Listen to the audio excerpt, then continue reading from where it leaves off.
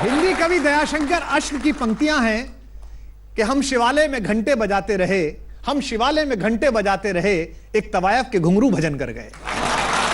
अगर आप अपना काम ईश्वर द्वारा निर्धारित अपना कर्म पूरी त्वदीयता के साथ करते हैं, पूरी आस्था के साथ करते हैं, पूरे समर्पण के साथ करते हैं, पूरे निवेदन के साथ करते हैं, तो आप कुछ भी करें, आप भगवान की आरती कर रहे होते हैं, भजन कर रहे होते हैं। 2-3 पीढ़ियों में भारत में हमारी आरती की सुबह जिन आवाजों में हुई हैं, उनमें से एक मनहर आवाज आज हमने केवी सम्मेलन के इस सेट पर आमंत्रित की है। उनके पूज्य पिता श्री पुरुषोत्तम दास जलोटा हिंदुस्तान में भजन सम्राट माने गए और उनकी परंपरा को आगे बढ़ाते हुए पिछले दिनों कुछ विवादों में भी रहे हैं, मुस्कुराहट का विषय भी रहे हैं, हमारे परिहास का विषय भी रहे हैं। लेकिन मत भूलिए कि 45 दिन वो रहे हैं बिग बॉस के घर में, उस पर भारी है उनकी 45 साल की वो साधना जिससे हमारी आरतियां अपना स्वर पाती हैं।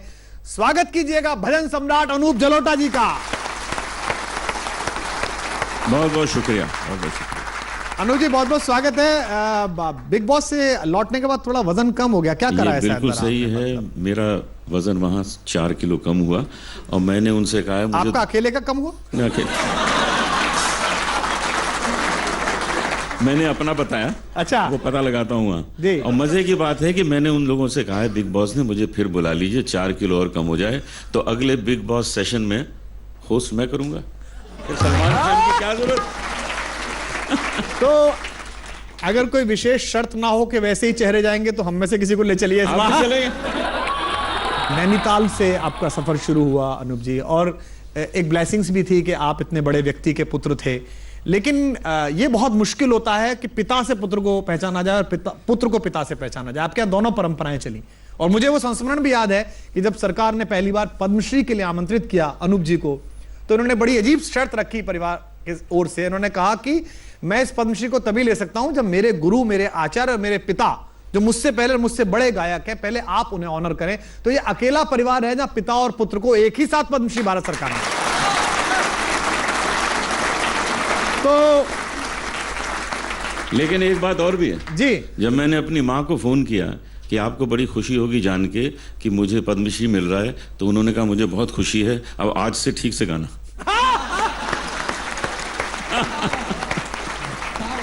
क्या बात है। तो अनूप जी बड़ा जादुई सा सफर है। ऑल इंडिया रेडियो के कोरस से आप शुरू हुए और लोगों को तो अभी लगता है कि अनूप जलोटा हॉट न्यूज हैं, खबरों में हैं, और आपकी वजह से हारमोनियम की बिक्री बहुत बढ़ गई है। भजन सीखने लगे लोग। हाँ, लड़के जिम नहीं जा रहे हैं आजकल, हारमोनियम खरीद रहे हैं। हाँ, लड़के सोच रहे हैं इधर दंड बैठक फेलते रहे, ट्रॉफी कोई और ही उठा के लेगा।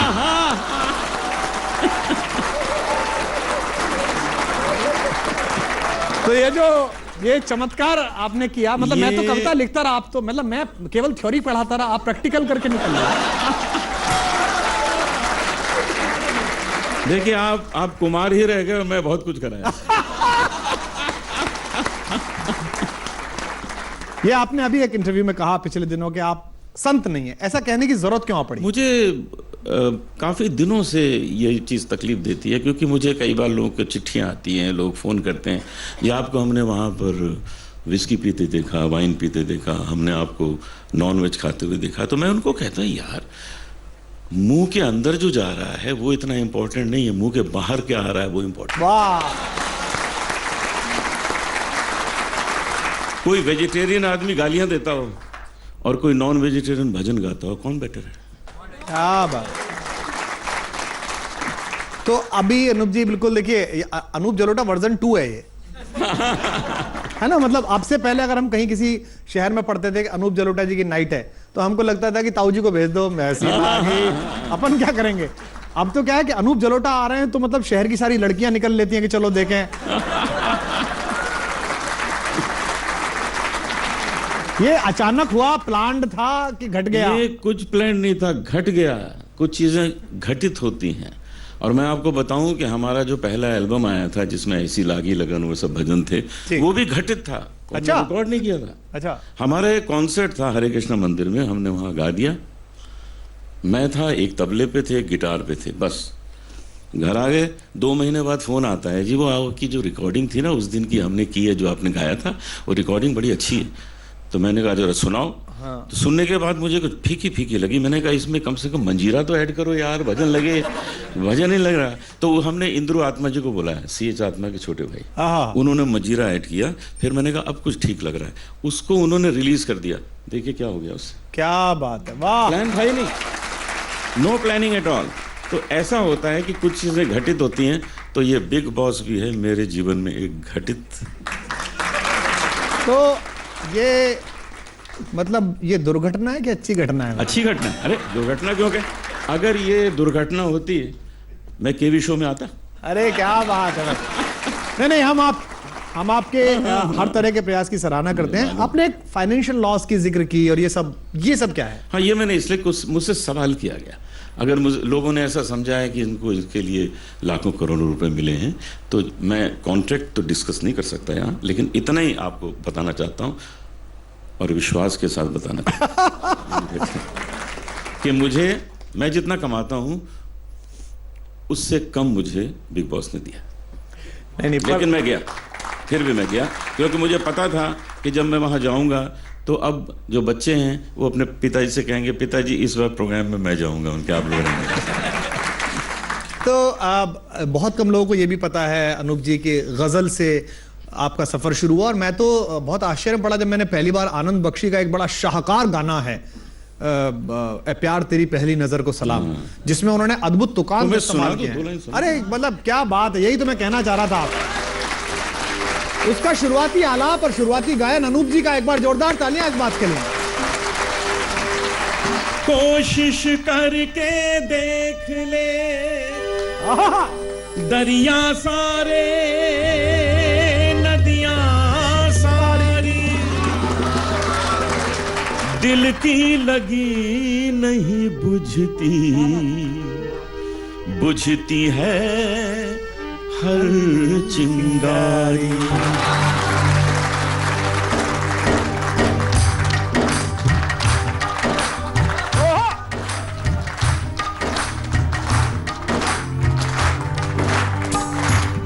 सोलह बरस की बाली उम्र को सलाम, मैं प्यार तेरी पहली नजर को सलाम, मैं प्यार तेरी पहली नजर को सलाम। तो ये इस बार जो नजर पड़ी, ये कौन से नंबर की थी? अच्छा, ये लेकिन एक बात आपको बताऊं, मैं कृष्ण बिहारी नूर का एक शेर आपको सुनाना चाहता हूं, जो मेरी आदत है, जो मेरी जिंदगी है, कि चाहे सोने के फ्रेम में जड़ दो, चाहे सोने के फ्रेम में जड़ दो, आईना झूठ बोलता ही नहीं। क्या बात है, नूर साहब याद आ गए। वाह वाह वाह। आपको मेरी जुबान से झूठ नहीं मिलेगा, आप जो पूछेंगे सच में। जिंदगी से बड़ी सजा ही नहीं, मौत क्या है मुझे पता ही नहीं, चाहे सोने के फ्रेम में जड़ दो, आईना झूठ बोलता ही नहीं। वाह। कितने हिस्सों में बट गया हूं मैं, कितने हिस्सों में बट गया हूं मैं, मेरे हिस्से में कुछ बचा ही नहीं। आधा गाना मैं गाऊंगा, आधा ही गाना। लेकिन मेरा जो प्रोग्राम होगा इनको ले जाया करना साथ। लेकिन अनूप जी, आप बड़े भाई हैं, ये सब बातें आप इस काम में कह रहे हैं, बाकी कामों में आप नहीं कहते क्या? ले जाएंगे। गजल आपने इतनी गाई अनूप जी, तो बहुत कम लोगों को अब याद है, और ये मौका है, ये जो आज तक नंबर 1 चैनल और ये शो बहुत देखा जाता है, कि जो गजलें आपकी हैं मशहूर, उनमें से कुछ गुनगुना दें आप एक बार, आप सब भी अगर आप चाहें तो।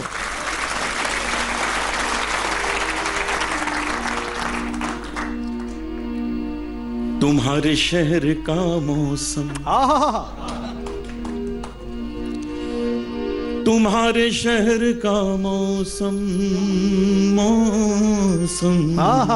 वाह। मदनी जरे मदनी द मदनी द मदनी रे निसा, तुम्हारे शहर का मौसम,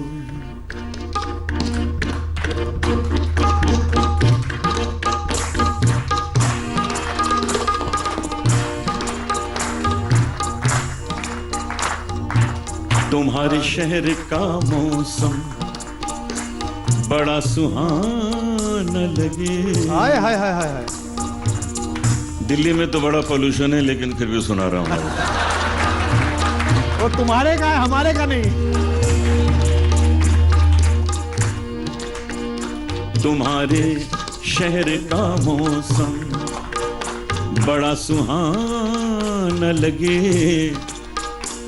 मैं एक शाम चुरा लूं अगर बुरा न लगे, मैं एक शाम चुरा लूं अगर बुरा न लगे।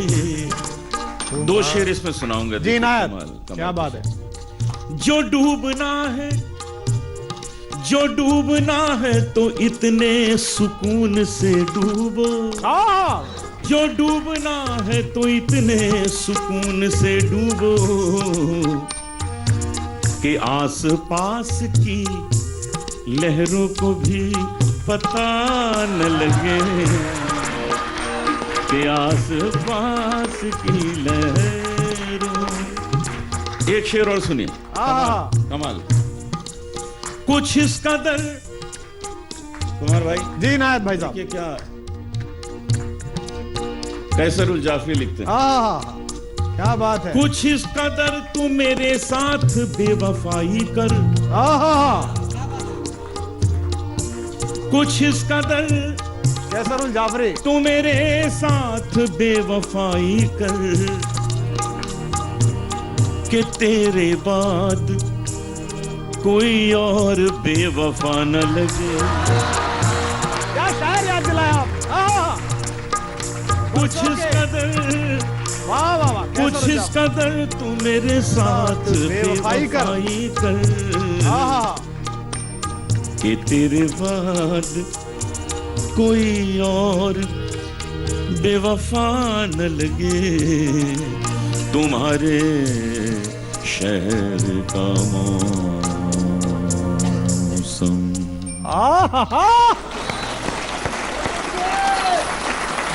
अरे सबसे कमाल ये कि आपने इसमें कैसरुल जाफरी को याद किया। बरसों के रत जगह की थकन खा गई मुझे, बरसों के रत जगह की थकन खा गई मुझे, सूरज निकल रहा था कि नींद आ गई। क्या बात है, क्या बात, क्या बात है। और सुनिए कैसर साहब कोई। टुकड़े टुकड़े दिल कर आए,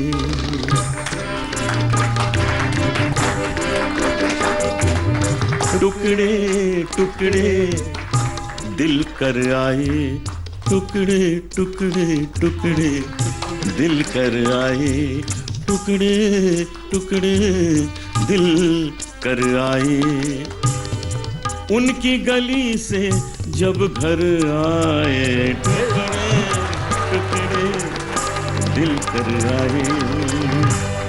शेर बुला दो। जी नाया, दता हो। वैसे आपको एक बात बताना चाहता हूँ, एक ऐसे ही हमारी महफिल जमी हुई थी, लोग सुन रहे थे जी। तो मैंने क्या देखा कि एक साहबान एकदम यहाँ से लाश कुर्सी से उठे, उन्होंने एक तलवार निकाली, घुमाई और वहाँ जाके बैठ गए। तो मैंने देखा, मैं समझा कि इनका अप्रिशिएट करने का यही स्टाइल होगा, होता है ना, अलग अलग तरीके होते थे। थोड़ी देर में वहाँ से उठे, फिर तलवार उठाई, घुमाई, वहाँ जाके बैठ गए। तो मैंने उनसे कहा, भाई साहब आप मुझे डरा क्यों रहे हैं, आप बता दीजिए आपको मेरा गाना पसंद नहीं है तो मैं बंद कर दूं। वो कहते नहीं नहीं आप गाते रहिए, हम तो ढूंढ रहे हैं आपको बुलाया किसने। यही है।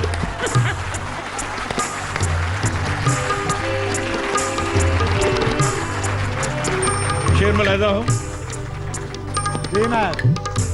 एक तो तबाही दिल की हो गई, आहा, टुकड़े टुकड़े हो गया। हाँ, एक तो तबाही दिल की हो गई, एक तो तबाही काफी बड़ी हुई है इस बार।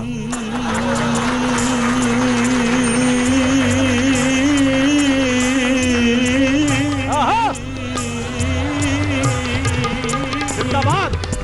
एक तो तबाही दिल की हो गई, इल्जामात भी सर पर आए, टुकड़े टुकड़े दिल कर आए।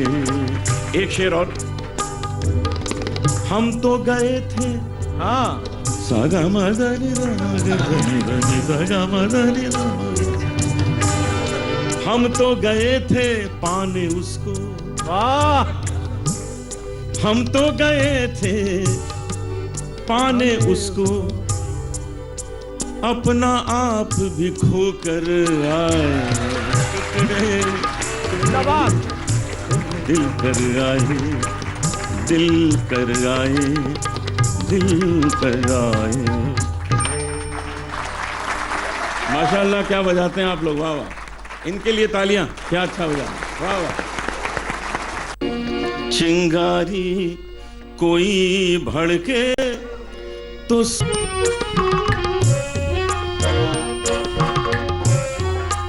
न जाने क्या हो जाता, जाने हम क्या कर जाते।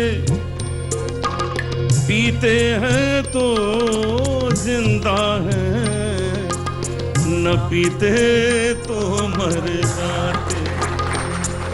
दुनिया जो प्यासा रखे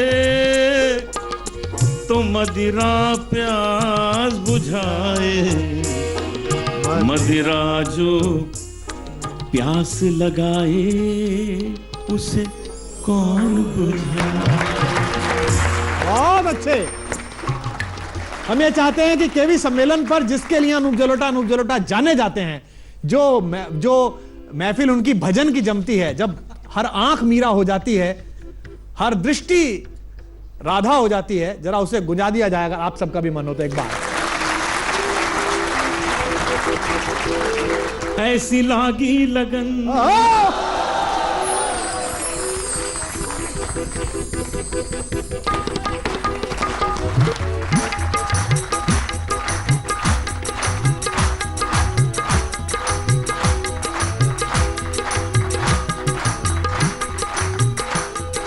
ऐसी लागी लगन,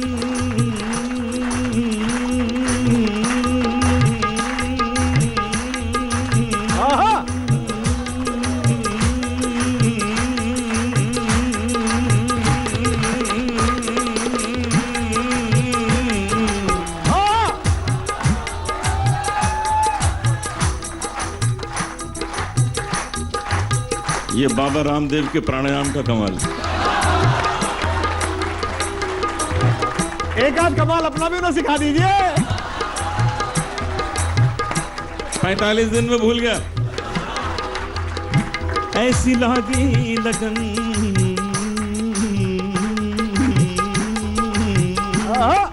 ऐसी लागी लगन, लागी लागी रे लगन, लागी लागी रे लगन।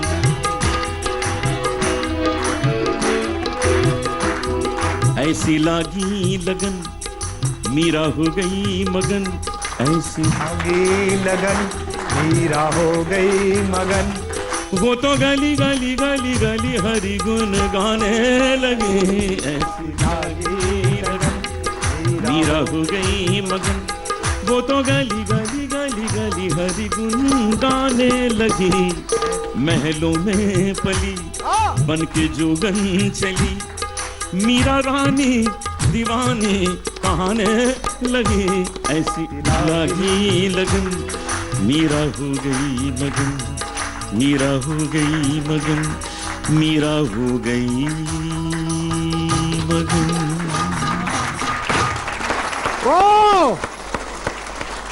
बहुत बहुत शुक्रिया। तो ये थे अनूप जलोटा।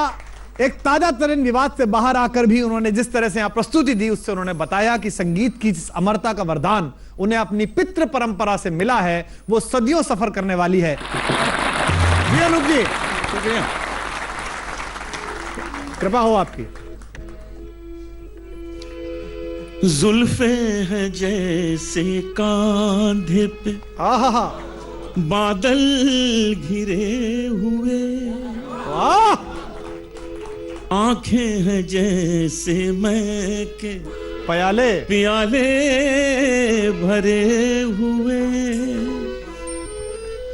मस्ती है जिसमें प्यार की तुम वो शराब हो,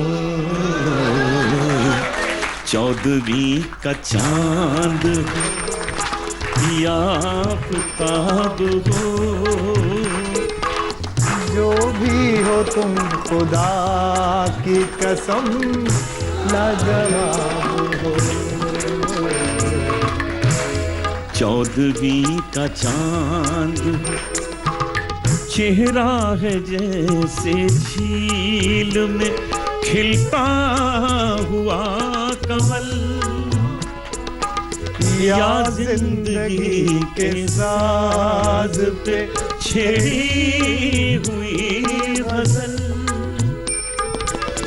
जाने बहार तुम किसी शायर का ख्वाब हो। साहिर लुधियानवी वो 14वीं का चांद।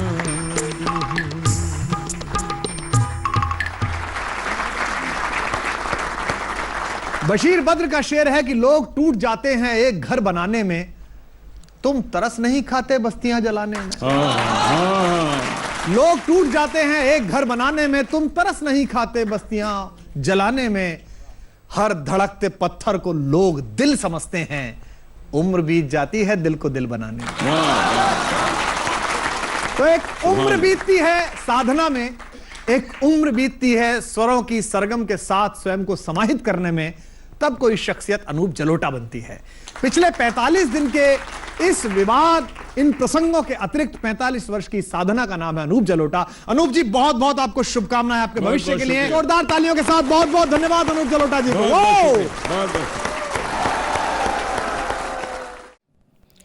लेटेस्ट खबरों के लिए यूं ही देखते रहिए आज तक, और इस वीडियो के पसंद आने पर लाइक, शेयर एंड सब्सक्राइब करना ना भूलें।